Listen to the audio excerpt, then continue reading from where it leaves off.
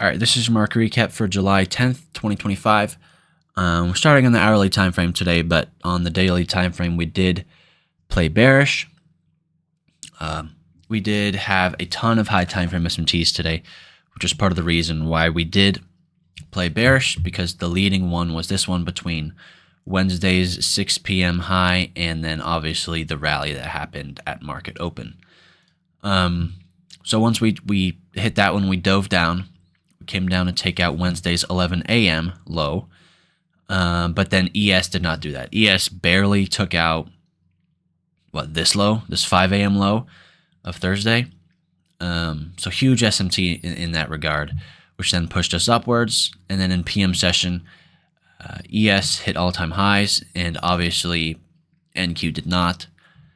So I was counting on ES to retrace after sweeping all-time highs, and it did so. But the timing wasn't really there. So go down to the 15-minute, again, high time from SMT. Market opens, rallies. This causes ES to take out, I don't think it was all-time highs. I don't think it was all-time highs, but we rallied to start. Then had an SMT up there, and then we fell from there. I took this trade from there to a couple places, which you'll see on the 1 minute.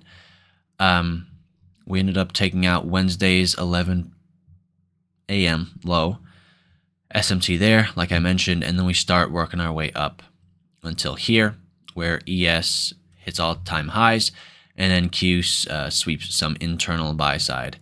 With this SMT here, as well as the sweeps of liquidity, we start to tip over. Unfortunately, it wasn't the nicest price action this afternoon, but our bias was still correct, which is a good sign. So again, market open, rally, SMT up there, dip down here, 11 a.m. low. You see no closures below that whatsoever.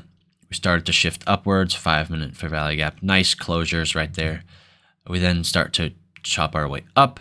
Lunch kind of goes horizontal, and then we start continuing to rally, taking out lunch high and then this high over here. And again, you can see no closures above it, and then we start to round and then tip over towards the end. Now this is all, at least this is more substantial on ES. It comes lower because it went up higher. Because on ES, let's say move might have went down to there, but then it still had a lengthy run up to all-time highs up here. We did that, it swept, and then it dove down a little bit. Now if we go down to the 1 minute,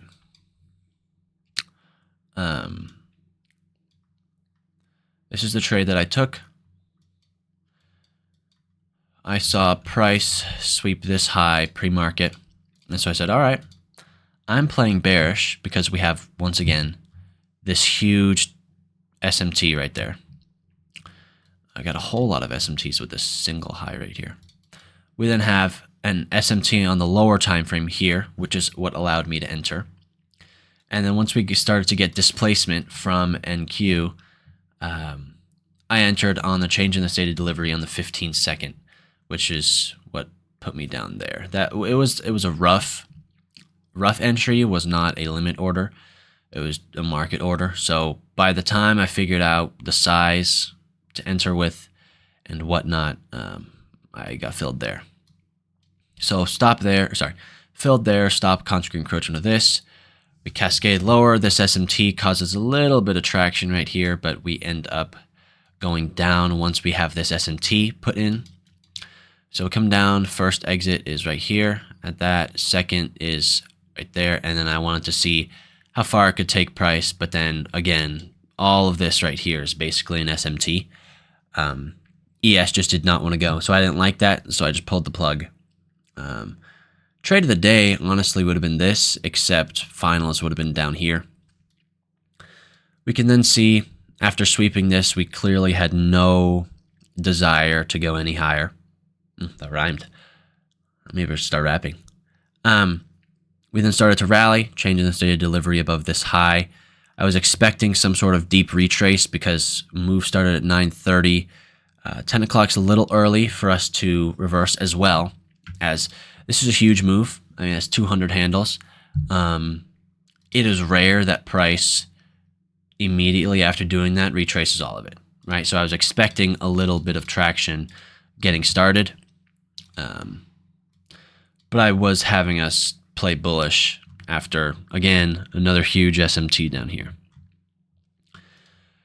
5-minute fair value gap on the 5-minute candle. Obviously, this closes nicely.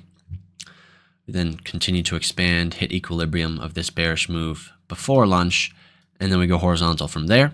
SMT of these lows here starts the bullish movement of PM session. We get an SMT down here with this fair value gap that was left open. I wanted to see, at this point, ES was close to all-time highs, so I wanted to see ES go hit those, and it did. It hit all-time highs. It then put in an SMT here, and then this is where I entered somewhere this time on ES. Again, it swept all-time highs, so prominent liquidity during the macro. SMT of highs, playing short, playing that retrace. But unfortunately, as you can see, the retrace started a little later than that. So we're looking at 220 for the retrace to start, which is a little odd in my opinion. Maybe NQ wanted to sweep this first. Maybe not. I'm not entirely sure, honestly, why we retraced at 220 instead of during the macro. In my eyes, well, it doesn't really retrace on NQ, but it does on ES. It's actually pretty prominent on ES. Actually, let's pull that up, because that was another trade that I took. Didn't really work. So, like I mentioned, we have all-time highs up here. We swept them during the macro. We put in an SMT with these highs here. And so I said, you know what? Macro, SMT, after liquidity sweep, let's go play short. So I went short here, cut my losses there. The reason why there's so many of these is because it with having so many contracts, it had a hard time getting them all out at once. So it just put in, like, what, 6, 7 orders. We then came up one more time, again, at 220, before retracing down to here. Now, these are my profits. My finals were down here. However, if I did even enter at the right time, well, my entry would have been somewhere up here, so I wouldn't have been out at break even. But my profit one was here, so profit one would have gotten hit. And if I didn't get out at break even or stop myself out after this mess, it would have hit a decent amount. But unfortunately, that didn't happen.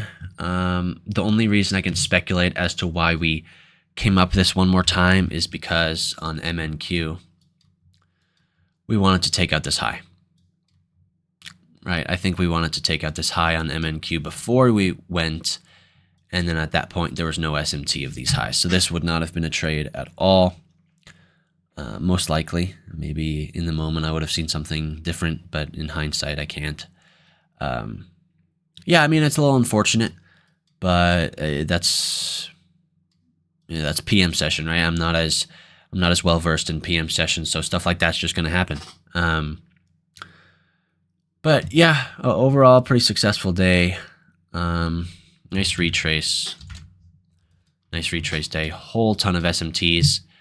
I am kind of worried about an SMT of these highs, because although ES did hit all-time highs, which got rid of this SMT here, we now have an SMT of these highs, which could push us even lower. Because if you look on the 4-hour, yeah, it's an SMT on the 4-hour, which means I could see it coming to drag down here. With Friday being Friday, I'm looking for TGIF. However, a 20% of retrace of the weekly range puts us where we already are. So unless overnight we rally incredibly, I could totally see Friday doing almost nothing. There's no news. In my opinion, we've hit all our targets for the week. A pretty small week if we look in comparison to last week, which was, well, this week was huge. This week was okay. Now we have a small week, which is to be expected. That's what I was expecting with what, 3, 4 no news days this week. 3 no news days, 4 no news mornings, and one of those being FOMC in the afternoon. Yeah, I mean, we may come take out this low. That's really what I'm targeting. I'm playing off this SMT right here, coming to take out this low. Now, the reason I am targeting this low is because if we go the highest time frame we can see this SMT right here is the 4 hour, which means we look for 4 hour targets, 4 hour internal liquidity or external. But since it's on the 4 hour time frame, there is no internal liquidity within this candle, so we're targeting the low. Now, that does not mean it can't go lower than that. Of course it can. But as a rule of thumb, that's what I use to figure out my targets. So yeah, not really expecting much, but decent day. So it's been your market recap for July 10th, 2025.